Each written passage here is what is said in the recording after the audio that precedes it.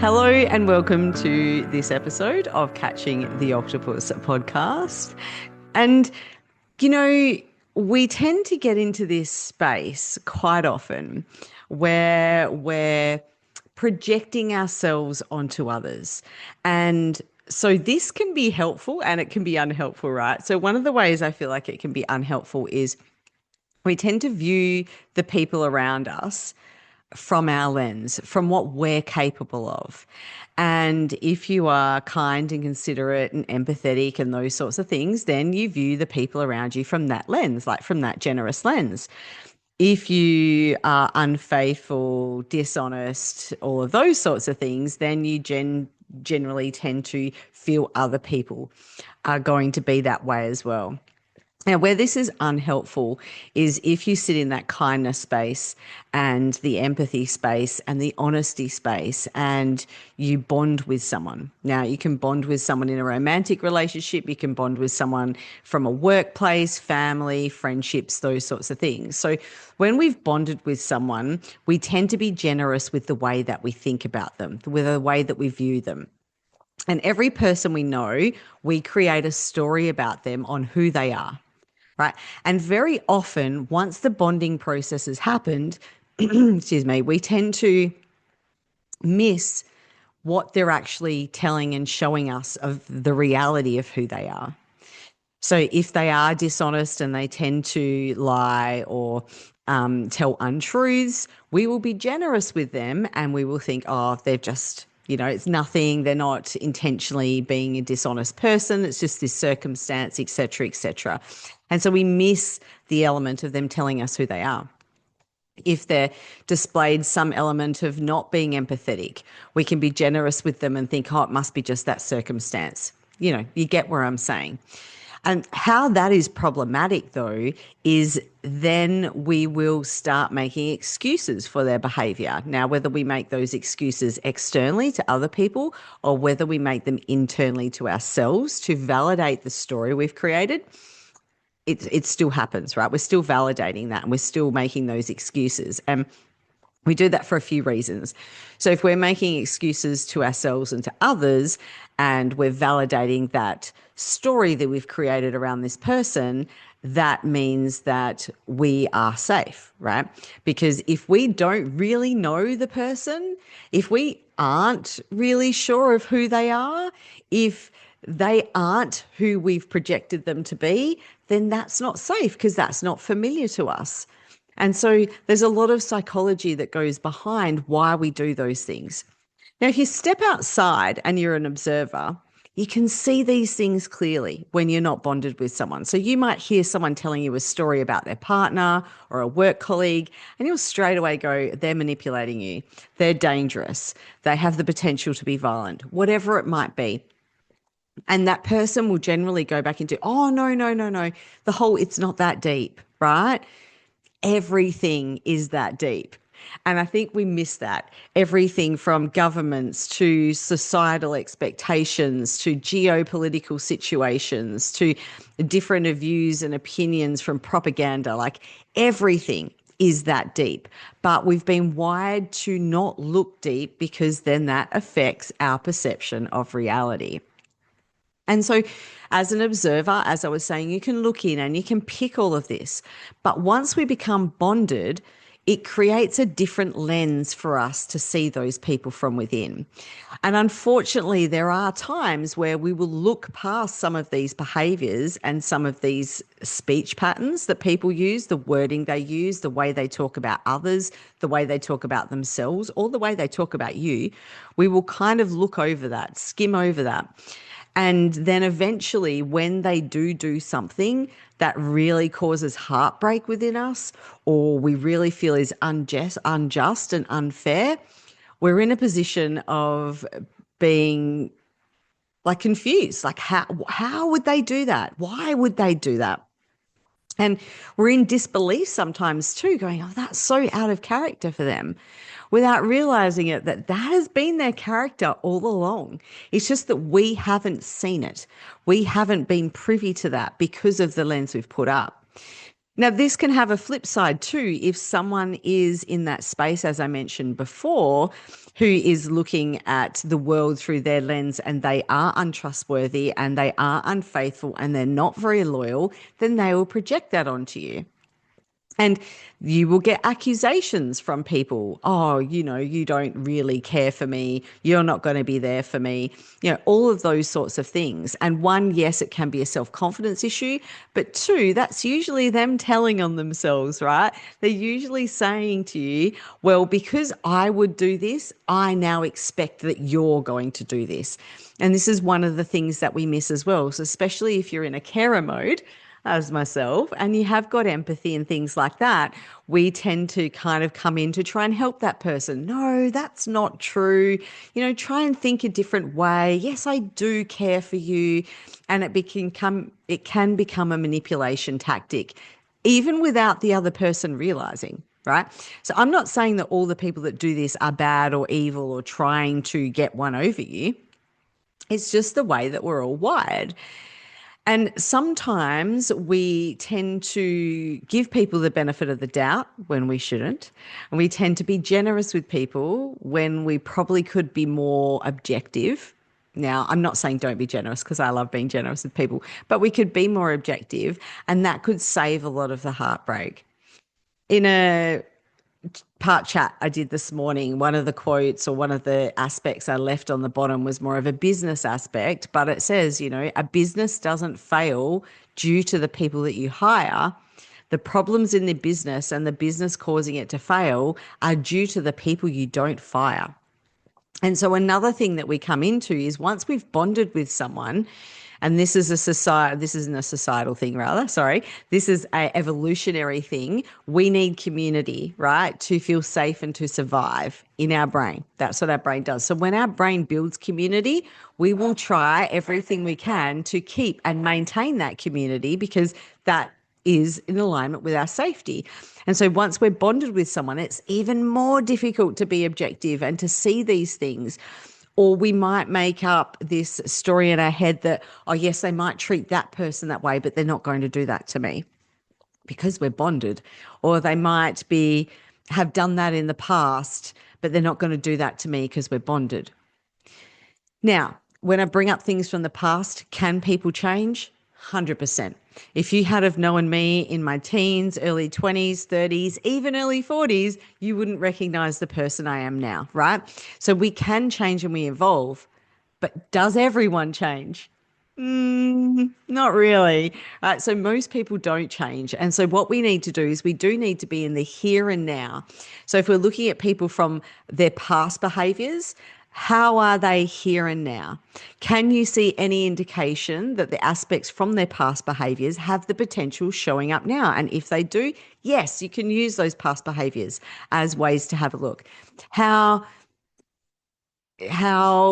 bad were those past behaviors? Were they people that committed heinous crimes that aren't things that you generally can change very easily? Well, if so, then yeah, we need to take that into consideration when we're building relationships with them. But generally, we want to be in the here and now. What are we seeing here? What are we seeing now? How are they speaking? What words are they using? Have they been completely honest? Are they using these tactics of trying to get us on side and manipulate us? Because a lot of the times people that fall into those relationships that are dangerous, that might be violent, manipulative, controlling, they're actually have developed and evolved over time. They don't just happen, right? One day someone just doesn't show up and go, right, you're behaving like this. And you go, okay. Over time, they've actually been able to wear down your defenses, wear down your boundaries, wear down the way you perceive the world, build up and have moments of joy and clarity where they serve you at the highest level. So then the story is, oh no, this version of them isn't true because this is how they show up. This version, there must be something happening that's caused that. I can help them, right? And because we fall into that trap, then we're open to being in situations that can be quite dangerous for us. Now, even though we can have awareness of this, it's hard to do a cutoff game is hard. And even 12 or probably 18 months ago for me, I found it very hard to cut people out of my life. I had, especially people I'd spent a lot of time bonding with, right? And building relationships with and having experiences with. And even if they did do things that really hurt me, that really took advantage of me, that really put me in a place of high emotional response, potential for higher emotional response, I would still make excuses and I would still continue showing up. It wasn't until I got into a point where I was able to become comfortable with who I am, drop the programming, recognize the programming that had happened throughout my whole life, from society, from all of the patriarchy, whatever else you want to do, systems, all of the bits, to then actually recognize and go, well, who am I? What has meaning for me? What are my values and my traits? And how do I want to show up in this world? And where does my authenticity sit? And who aligns with that I have in my life now? And there's some people that don't align in that. There was, some people that, over the past 12 months have fallen away from my life. Some I've chosen to go into no contact with, and some I'm sure they've chosen to go in no contact with me because I no longer fulfill their needs either. And if I look back even to my marriage failed because I stopped being able to meet the needs of my husband. And that wasn't because of, it wasn't just physical needs. I'm not going there. I'm talking about emotional needs, connection needs, validation needs, all of the things. Because although in the last 12 months I've had a great level up in this has been something that I've been becoming aware of probably over the last 5, 6, 7 years, right? I've started seeing things differently and going, that doesn't make sense. Or, oh, there's a pattern here.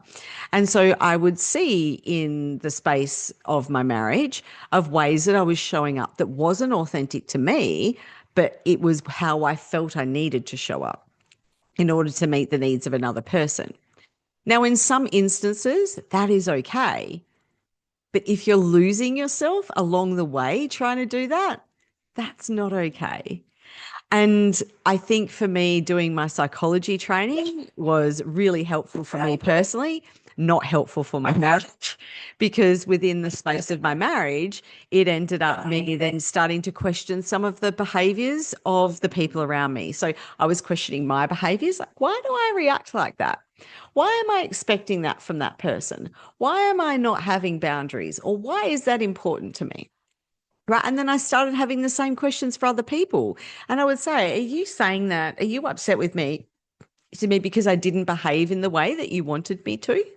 Is that why we're in conflict at the moment? Or there would be, an attack at me, a verbal attack. And I would say, oh, instead of reacting and going off my nana over it, I would become curious about that and go, oh, that's actually not like you. Or should I say, like the version I've set up of you. And so I'm curious as to why you would say those things. Is that, have you had a bad day? Like, what's going on? What's the reason behind the behavior? And so when I started being able to see the patterns and the reasons behind behavior, that ended up stopping me from showing up in such a servitude way. And it did affect a lot of the relationships I had. And although that is really quite saddening, and I did go through grief with each and every relationship that ended up falling away or that I went into no contact with, I did end up finding different people that were more aligned with me, that I was able to start building new relationships with. And so, and it also strengthened some of the relationships I already had, because those people I realized I was more aligned with than I had recognized before. And I wanted to put more effort into that. And I think the biggest thing for me that I realized was when we show up in these spaces where we're trying to please other people, or we're trying to meet other people's needs, or we're doing things at the request of other people, when it doesn't actually fully align with us, that's when it can cause a lot of internal conflict. And by internal conflict, I'm talking about things like resentment. We start resenting them. It can also create guilt within ourselves of, hey, why did I let myself down like that? So if you've been in a long-term relationship that's ended and someone has shown you behaviors that you've ignored or that you've downplayed because that doesn't fit who you perceive them to be, when they do the big one, it really comes and slaps you in the face. You usually sit back and review the whole relationship, and you can go, oh my God, there were flags everywhere. And then we have this guilt within ourselves or this self-criticism of beating ourselves up. I'm like, why didn't I see that? Why didn't that happen? Now, that's healthy to a certain extent, as long as we don't unpack there and go too deep. But we also have to recognize that the other person played a role in that as well. Like, the other person was still manipulated us. They still had the gameplay. They still did their actions of it. Now, I'm a very big fan of not pointing outwards, pointing inwards when we're looking at how we can grow and develop further. But we want to have like critical self-inquiry, and we want to have really strong self-criticisms to a certain point. However, we still need to be kind to ourselves, right? And so we need to recognize, if we don't recognize the whole picture, we fall back into it again. And that's something I've realized over my life. The patterning that I've had, I've fallen back into different person, same packaging, right? And had very similar circumstances or events and experiences through a lot of the relationships. I'm talking romantic relationships now. A lot of the romantic relationships I've had, because I ended up not being with the same type of person. I could say they were all completely different people, but from that same element of, I set up who I perceive them to be. And a lot of this comes from seeing the person's potential, and women are wired for this more so than men. I'm not saying that this doesn't happen to men as well, because it does. But the way that our social conditioning is from when we're children, of being told, not directly, but indirectly, that we do things around the house. We help out around the house. We looking for other people's needs and putting them first. If we go into motherhood, we're doing that again because we've got this little human that we need to look after. And so we start putting their needs first. And then that flows out to other relationships as well. Through the movies that we watch, the woman is always the support role. In most cases, we're starting to see more movies now where the women are taking lead roles, but majority of cases, the woman has the support role. And so this is stuff that we have had seeds planted for a very long time. And it's very difficult to become aware of. It's even more difficult to break out of. But the key element of breaking out of this is that self-love, right? The self-confidence. And it's not easy to get to, and it's not easy to find. And there's people selling programs left, right, and center telling you how you can do it. And they're helpful. I'm not saying they're not. If something aligns with you, definitely show up and go and sign up to that program. But this is a self-inquiry journey. And although a lot of those elements do have the self-inquiry space, this isn't something that you're going to change in 6 weeks. It could be the stepping stone that gets you started 100%. But if I look back over my life and where I've come in my healing space, I've had a lot of different circumstances that haven't really integrated my self-confidence and self-love and self-esteem growth. It's more growth in other areas, right? It's just been, for me recently in the last 12 months, I suppose for me, I actually healed a lot of abandonment wounds. And healing those abandonment wounds have changed the whole scope of everything, because that was underlying how I would see people. I would want to be generous to people because I wouldn't want to lose them. I didn't want them to reject me. I needed them to like me. I needed them to stay. And so when I was in that mindset, I would forego and ignore a lot of the things that were happening because my priority wasn't identifying what was in alignment with me. My priority was not being left or rejected. And so this is why those short-term programs, although they're helpful, aren't the answer. The answer is the work that you do in yourself. The answer is the podcasts that you listen to. How is the algorithm on your social media? Is the algorithm on your social media pointing to a lot of hate? And, is it pointing to the things at the moment that we're looking at around here in Australia, the political shift that's now against immigrants and immigration and using them as a blaming factor? Or is your content around the whole aspect of how we connect with the earth? How can we be self-sufficient? How can we break patterns? How can we break programming?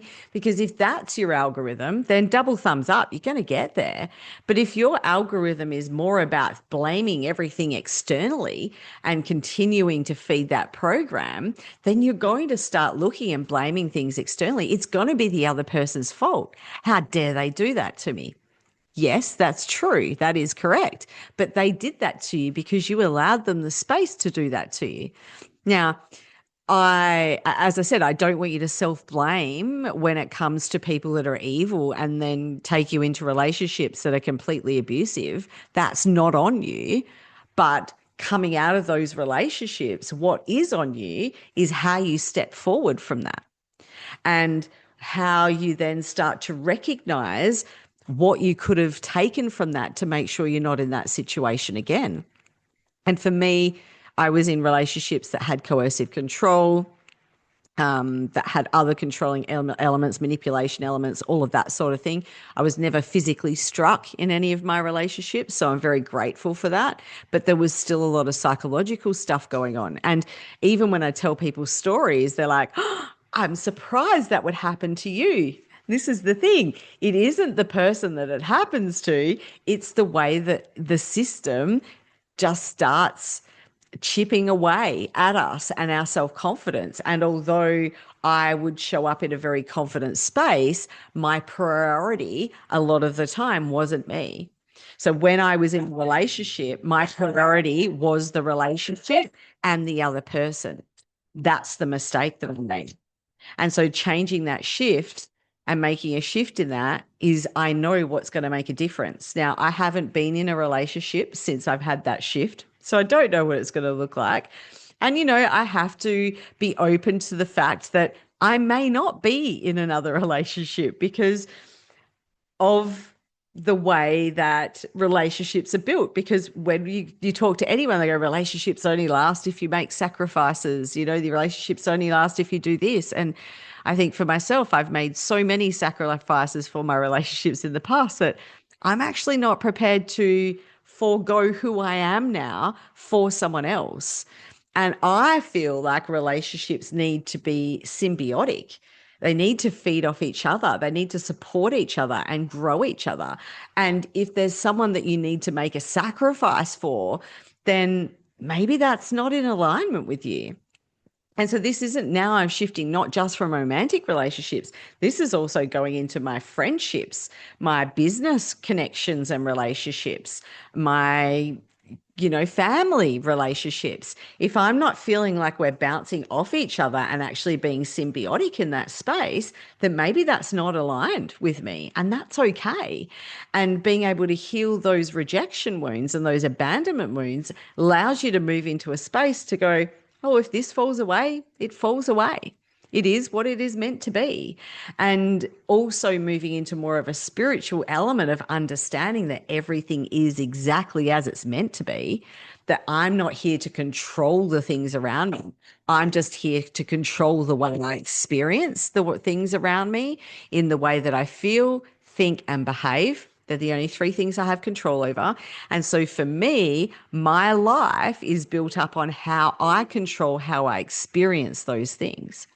And that's a game changer.